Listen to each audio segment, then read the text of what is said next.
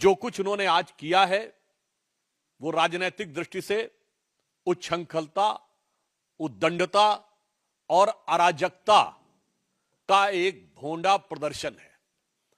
जो आम आदमी पार्टी का नेचुरल कैरेक्टर है कि हमेशा अराजकता पैदा करना, और इसी कारण माननीय प्रधानमंत्री जी ने इन्हें आपदा कहा है। केजरीवाल जी भारत के एकमात्र पूर्व मुख्यमंत्री हैं जिन्होंने खुद खड़े होकर बिजली की तारें काटी थी। यह लाचारी है या बाजीगरी है, यह दिल्ली की जनता भली भांति समझ रही है।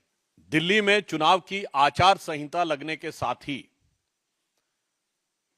भ्रष्टाचार के स्मारक की हकीकत तार तार होकर जनता के सामने आती जा रही है, और उसी के साथ साथ राजनीतिक शिष्टाचार को किस प्रकार से ध्वस्त किया जा सकता है और राजनीतिक आचार विचार को अपने भ्रष्टाचार को बचाने के लिए किस ढंग से ध्वस्त किया जा सकता है, उसका उदाहरण दिखाई पड़ रहा है।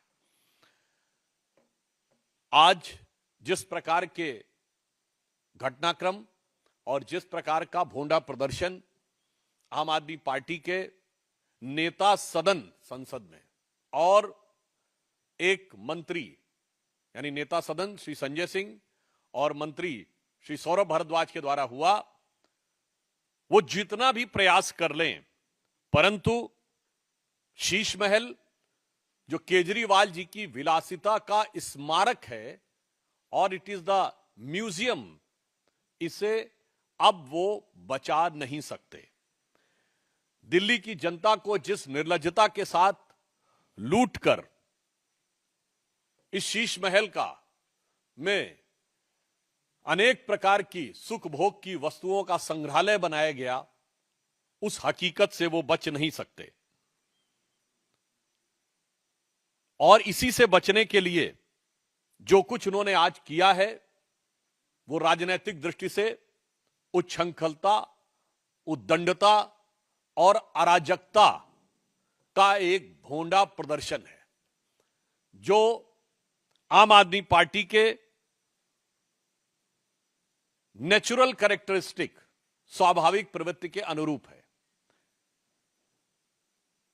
इस विषय का तकनीकी पक्ष भी बताएंगे, मगर उससे पहले मैं बताना चाहता हूं, यह आम आदमी पार्टी का नेचुरल कैरेक्टर है कि हमेशा अराजकता पैदा करना, और इसी कारण माननीय प्रधानमंत्री जी ने इन्हें आपदा कहा है।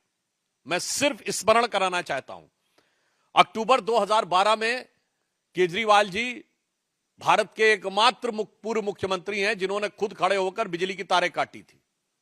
यह इनकी अराजक प्रवृत्ति का उदाहरण था।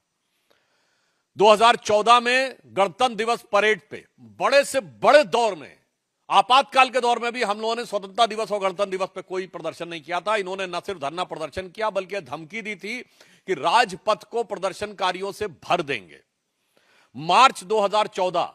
5 मार्च 2014 को भारतीय जनता पार्टी के कार्यालय पर लाठी डंडों को लेकर अशोक मार्ग वाले हमारे पुराने कार्यालय पे हमला किया था, और जिसमें इनकी सेंट्रल वर्किंग कमेटी के लोग थे, यानी जैसे हमारे यहां पार्लियामेंट्री बोर्ड के लोग हों। 19 फरवरी 2018 को मुख्यमंत्री आवास के अंदर चीफ सेक्रेटरी के साथ भौतिक हिंसा, फिजिकल मारपीट की गई, पिटाई का आरोप, और 13 मई 2024 को अपनी ही पार्टी की सांसद स्वाति मालीवाल के साथ मारपीट, और आज 8 जनवरी 2025 को जबरन मुख्यमंत्री आवास पे पीडब्ल्यूडी मिनिस्टर कह रहा है। मैं उनसे पूछना चाहता हूं, अगर आपकी बातों में रत्ती भर भी सच्चाई थी तो आज चुनाव आचार संहिता लगने की इंतजार क्यों कर रहे थे आप? कल तक तो पीडब्ल्यूडी मंत्री महोदय के हाथ में सब कुछ था।